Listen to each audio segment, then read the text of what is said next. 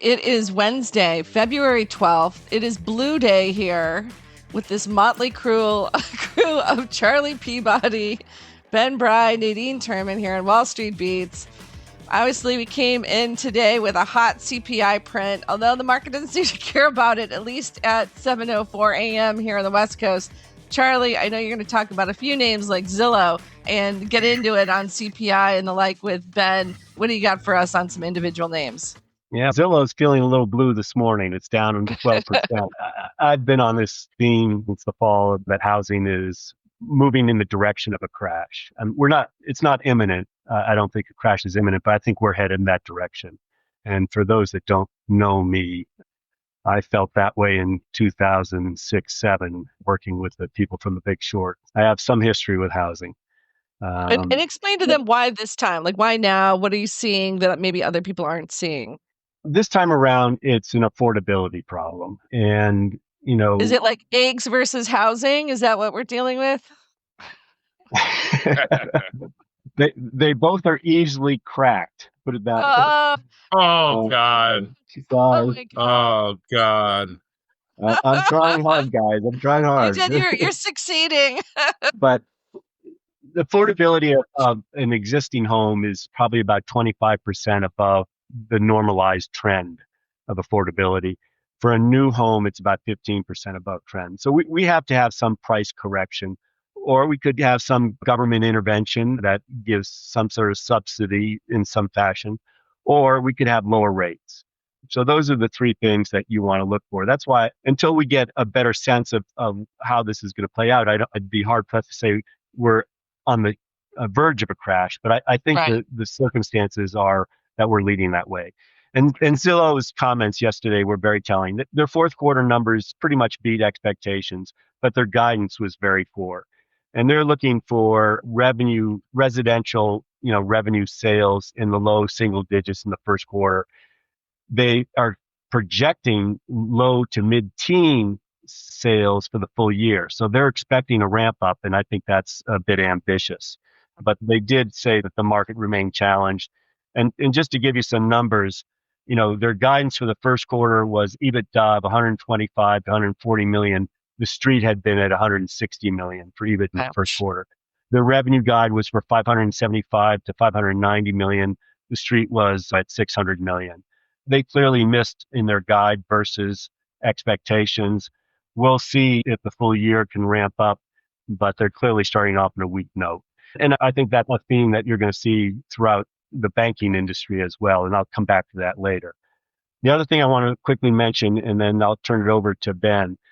Citigroup, yesterday, the Mexican, call it regulatory authority, released the financials for the Citigroup Banamex operation that's going to be spun off at the end of this year or early next year. And that's very important because we didn't have any idea of what the financials were going to look like. We all knew that Citi was moving to simplify its organization by selling off its international consumer operations, Banamex being the capstone of that process.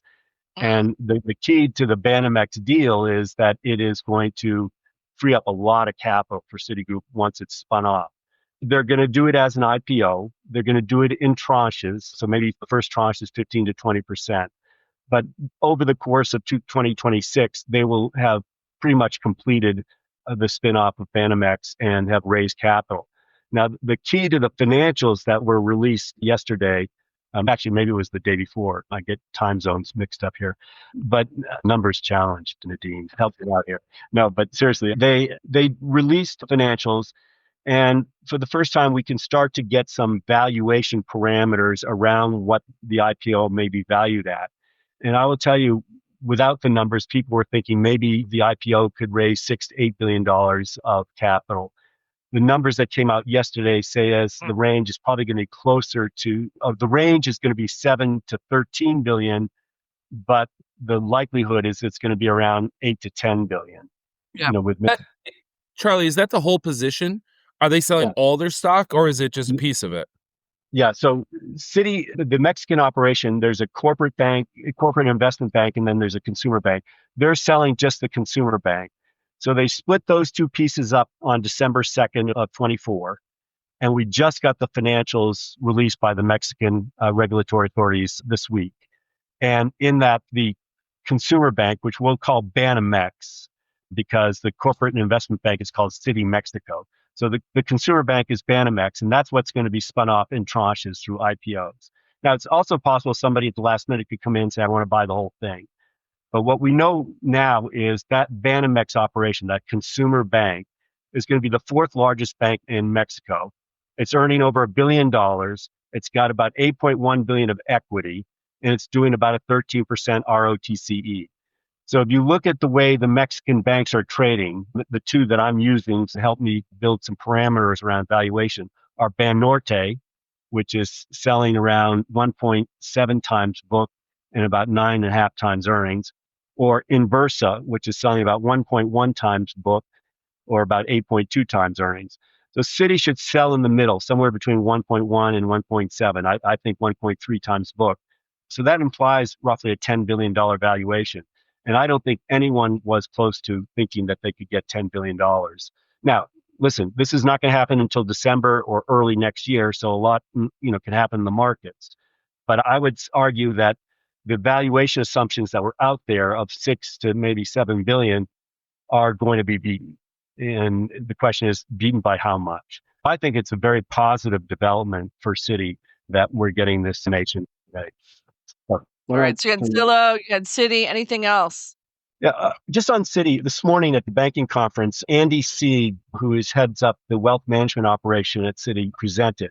He joined Citi about 16 months ago. And for those of you who don't know Andy Sieg, he built Merrill Lynch's Thundering Herd. He was the architect behind that. And he's got a lot of credibility and a lot of experience. And he's going to turn around an operation, already has started to turn around an operation in wealth management at Citi that was earning a 3% ROTCE a year ago, finished this year with a 10% ROTCE, and he thinks he can get it up to 15 to 20% ROTCE and get a pre-tax margin of 30% up from 17% today. If he does that, he's going to take their earnings of this wealth management operation from $1 billion to $2.5 to $3 billion, which would add about 75 cents to $1 a share to let's say a 650 earnings base. So it's a significant uptick in earnings power if Andy Sieg is successful in turning this wealth management operation around at Citi. So Citi's not going to go against the grain. The market falls apart here, but I like the long-term story at Citi and continue to make that my number one pick. Okay. And when you look at that, and then, a question for you, because I wasn't on Beats with you recently. What's your take on Schwab and the moves that they're making there? Is that something where you're like, okay, does this change the dynamic for wealth managers? Because people maybe might be able to trade more on their own, or is this really, there's just a lot more people wanting wealth management and trading, so there's room for everybody? How do you think about the competitive dynamics? Everybody is, first of all, I don't follow Schwab closely, so I'm going to beg off. Then I'll make sure that I name you as the expert. Non-expert. What Citi is trying to do, or Morgan Stanley is trying to do, is not transaction-based. They're trying to drive net new asset flows into sort of an asset wrap, fee-based business. And that's where the success has been in driving margins towards pre-tax margins towards 30%. And many of these guys are dealing with high net worth individuals. Citigroup, for example, has a 25% share of billionaires worldwide in their ultra high net. Wow. Yeah. So it's a Goldman-esque type of strategy on an international basis. Now, Citigold, which is their domestic wealth management, is more mass market, and that's where they need to improve their operation. But they're moving in the right direction. As to your question on Schwab, I really can't answer that indeed. I apologize. All right. I know, Ben, you and I were already on a different program this morning talking about the markets and the CPI print. What do you got for us this morning? I want to start with the king of beers, Budweiser, which I pitched on the show like $47, $48, I don't know, sometime in January. And we got pretty good numbers out of Heineken last night, the Dutch brewer. And it actually had the largest up move since 2008. So for everyone forecasting the beer's done, stick that in your beer and drink it. And bad. And I tried. I tried. Yeah, you You know what, can't follow Charlie? Charlie. That was just Uh, too good. Crack. look. Charlie's the king of the dad jokes. I'm just trying to emulate him. You know what I mean? Yeah. Anyway, point is, Budweiser, ABI, and Bev is trading up. I still think that this is a good stock. It's breaking out very clearly. I think staples are going to be relatively interesting for people as we go through this. I don't know what we want to call this chaotic period. And again, if we think about what Charlie's talking about with trade downs being probably a thing, Bud Light, Budweiser, macro beers are pretty cheap on a relative basis to your craft beers and stuff. So if people start saying, hey, I want to still drink beer and alcohol, but I want to save some money, I think that is something that to be considered. And then again, I think that the internal DoorDash system they have is completely underappreciated, and you have a very free call option on that. That's about a 9% free cash flow yield. So I look around and I like stable businesses at cheap because and Nadine knows, and everyone on this show knows, I've liked China for a long time, and this reminded me a lot of China when I was pitching it. And everybody's telling me, "Oh, it's uninvestable. What's wrong with this? Don't you know Gen Z doesn't drink beer, etc." And I think that when we think about how do we make money, the margin of error is in your favor when you've had something get derated and forgotten about. That's a world-class business by all means. I'm not talking about some upstart, company. This is a $200 billion EV business. So there's that. And then the next thing was, we could talk a little bit, and Charlie, we'll let you jump in here. Just so people know, I had gotten positive on the flattener. We had talked about that. And then yesterday, and I told these guys, and I even tweeted it out, I was like, look, this flattener hit the bottom of the channel. And by flattener, 210 term spread, we went down to a 20 basis point term spread, and then it did what you might call a reverse hammer candle, which is usually indicative of reversals because it goes down there and then it gets bid, or in the opposite, it goes up to some level and then it gets sold, and then you go the other way. And since then, now we're at about 28 basis points, and we'll see where we go from here. But one of the things about the CPI report that got me a little nervous was the short-term driver of variation tends to be gasoline prices. In January, gasoline prices were up 4% month to month. That's a real move. Everyone's talking about eggs. I don't really need to add anything there. Food prices, copper's been ripping, gold's been ripping. You're seeing it all over the place. And then Verizon, Netflix. And so the other thing was I was reading a report that showed that 40 to 50% of the CPI increase comes in the beginning of the year, that was what convinced me, okay, this is going to beat tomorrow. And I'm not a guy who really trades CPI prints, but this was the one that I thought, and then so we covered our TLT puts, our TLT call spreads, and we're short into this, and it's working right now. But yeah, I still think that this means, okay, Fed's not going to raise or not going to hike or cut. Sorry, I'm an idiot this morning. Fed's not going to cut anytime soon. And so we'll see where the long end wants to go. This could just be a counter trend move as you have the base effects that are pretty well described, plus what I just talked about. And I guess Nadine told me this morning, Powell talked about the front loading of the CPI and that impact, and we're seeing it. And so we could have something similar to last year where we had some beats and an inflation scare, but I think it turns back into a growth scare. And then this will not now be a thing that runs away, because Charlie, maybe you want to talk about this reconciliation a little bit, because that is something I think that is the more important thing that's being brought to the floor today. $1.5 trillion of deficit or spending cuts, which is material, right? Yeah. There's a document out there which I shared with Ben on all the reconciliation efforts that the Trump administration is going to pursue.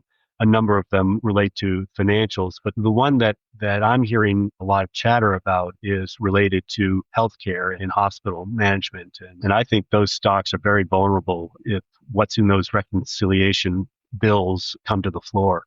So that's one area I certainly would avoid until we get further notice. But I think there is a lot of chatter about healthcare and hospital management suffering under some of the cuts that the Trump administration is pursuing right now. The other thing I wanted to mention in light of Ben's comments on the CPI, and I wrote about this earlier this week, and I think I posted at least an abbreviated version of a report that I wrote about. But the year for the banking industry has started off on a slow note on the revenue side. And if we get a backing up in rates, it's just going to exacerbate the vulnerability of the outlook for this group.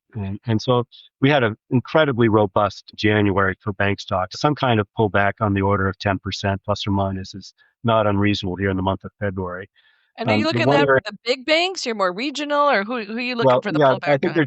there are two areas you want to look at. The capital markets, everyone has been so bullish on the capital markets, and they've been the one area that has really outperformed in a big way year to date. But what you heard, so we've had a banking conference over the last 2 days, and what you heard was January was a very slow month for investment banking. So that's M&A, equity capital markets, and debt But capital they're saying markets. that's because of the tariffs and Trump coming in, and it's just going to start unleashing. So do you buy that argument or no? Yeah, the pipelines are very full. So there are deals that do want to come to market. There's a lot of dialogue, but you need the right environment to bring those deals to market. And so this is where the rate structure has an impact on your ability to bring things to market. If we get a backing up in rates, and let's say we make another run at 5%, it's going to be tough to get For sure. deals Yeah. done. That won't happen then. And is that what Yeah, you're projecting though? Do you think that you're really going to hit that near that 5 or at 4.6 Well, change? I've been on the other side of Ben's trade in that sense. I think rates are going higher, but so far Ben has been more right than I have. So I'll refer to Ben on that. No, I think it's about even now. I was looking good last Wednesday, and since then, it's like we backed up 20 basis points in whatever, 5 trading days in 1 week, right? But Charlie, one other thing I'd like to talk about is if anyone's noticed, the asset managers, the private equity guys are trading very heavy right now, right? Yeah. And and this ties in with your capital markets thing because they're talking about getting rid of the carried interest, right? So if they do that, doesn't that induce a lot of supply to come online from these guys? That they're Well, gonna. that's the problem is the limited partners have been crying for a return to capital, and these guys have not been able to monetize their investments because the IPO market had been shut down and M&A had been put on hold. Now, that's where the big shortfall has been in January. M&A has been very disappointing on the investment banking side. And now that's a very lumpy, episodic type of business. It could change tomorrow, where all of a sudden 10 big deals get announced. But so far, we have not seen the M&A activity that people had anticipated. The IPO activity in January was fairly good, but converts and secondaries were very weak. So overall, if you look at equity capital markets, debt capital markets, and M&A in January, they were down 20 to 30% on a year-over-year basis. If you look at the expectations, and I think I posted this 2 or 3 days ago on Wall Street Beats, was for a mid-teen increase year over year in investment banking. So we've got a lot to make up between now and March 31st if we're going to meet expectations. I will tell you the way the street works, no one's going to cut estimates today based on what happened in January. They're going to wait until mid-March. The buy side will anticipate that, though, and the buy side will act earlier. And so yesterday, for example, Wells Fargo gave a presentation, and they acknowledged that capital markets had started off weak. But then just before they finished the presentation, the CFO, without being prompted, said, oh, by the way, your expense numbers in your models are too low. And he wasn't even asked about expenses. So he clearly wanted people to bring down their numbers. Now, this morning, no one cut their estimates on Wells Fargo, but I'm telling you, by March 31st, you're going to see some estimate cuts on Wells Fargo. It may be only pennies, but you're going to get cuts. And I think that's the environment I'm expecting some kind of correction in these bank stocks is you start off with poor visibility on the revenue side. Credit costs are probably benign, and expenses have a seasonal uptick here in the first quarter because of things like payroll taxes and bonus accruals. If you have this uncertainty in the background because you don't know what Trump policies are going to play through, and you got a weak revenue outlook, I think you're setting up for a good 10% correction in some of these names. Now, I think that will get bought because I think the optimism there is very real, but I think there's some risk short term. And the market in general feels heavy to me. But that broadening now that people was anticipating, if you look at the RSP, it's under pressure. The RSP is not acting well. And financials, if you take away tech, and I think the Mag 7 trade heavily, and then you take away financials, that's what, 40% of the market cap? That's not a market that's going to trade up in my mind if those two sectors act poorly. So I'm pretty negative. Well, I'm going to argue with you here just because I feel like being argumentative today here. The market's down like 80 bips, right? Market's down 80 bips. That's not that much for a pretty bad CPI print. So what's going on? The longbow signal had SPY as a buy, and then obviously you would have made money on that because after the open. So It's what's going on? It's up 2 points. It's up 2 I know, points but from what's there. going on? What's going on? I think we've been trained in the last 2 weeks that to buy the dips because every time tariffs were mentioned as a threat, the market would sell off Yeah, no one for cared. Yeah. half a day and then Okay. it would come right back. And in my mind, that's somebody trying to help Trump use that as an international trade weapon without domestic market consequences. And we're being conditioned to assume that's going to continue. But I think this market trades heavily. I'd be very curious to see what happens this afternoon. But you're right. The Okay. buy the dip mentality is still there right now. And I think a lot of that is retail. Yeah, I've heard that from some traders this morning. A couple of traders on the street pinging, like saying the retail bought the dip this morning. And if you see, there's a chart that maybe I can share in the chat group that asset managers' net position is declining, and then retail's gapping it, and then also option sellers. So that's why I think the 6,000 level on the S&P is very important. That's the level where the gamma position will flip, and then dealers have to start selling or trading with the market. And so they're holding it, but we'll see. Every buy the dip means it's like less, it just gets weaker and weaker. Like the first dip buy, let's go back to DeepSeek. I think we woke up and it was at 593 SPY and then promptly went back to 609. Then we get the tariff announcement, and I think we woke up around the same level, and then we ripped back.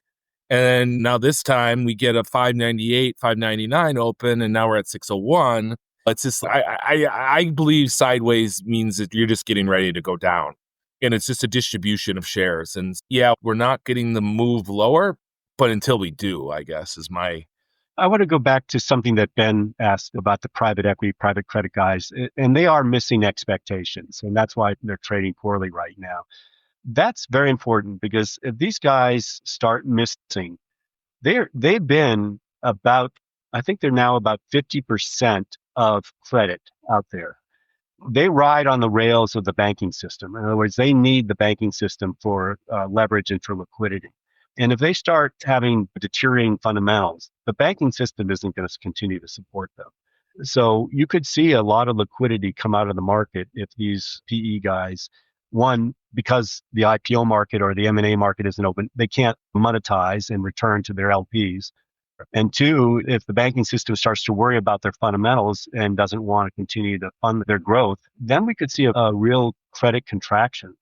There's a really good report put out by the Federal Reserve Bank of Boston about the risks in private equity and private credit. And I would urge you to go to that website and read it. The authors are Levin and Malfroy, but they talk about the increasing risks. And this is my concern. While credit right now it looks very benign, the amount of counterparty risk that the banks are taking on by supporting these private equity guys is significant. Yeah. And that's what this Federal Reserve Bank of Boston report highlights is the risk to the banking system. I was just giving you a hard time. That's all. Just for the heck of I it, would expect Charlie. nothing different That's from you, Nadine. That's Nothing right. different from you. I was just giving you a hard time figuring out how you would explain. You got some splaining to do when you're saying it's trading heavy and you get a hot CPI print and no one seems to care. I will say that the vol has been getting crushed again and people are fairly benign. I'm wondering if that's to work out fade premium into the holiday weekend. We got a long weekend this weekend. That's true. Yeah. Yeah, Nadine's going skiing. She's excited. That's right. Nadine. That's right. Hopefully breaking no bones. Yeah. Yeah. Anything else to go? Because I know people probably want to trade here. Anything else to note in this market, guys? No, I think the market. I think we got it. I just think it's the same thing. Shop it around and have fun. All right. That's it for us today. It is February 12th, 2 days before Valentine's Day. So get your Valentine's something if you've got one. So don't be late. Take care, everyone. Mine's on the way, Nadine. Okay. Very good, Charlie.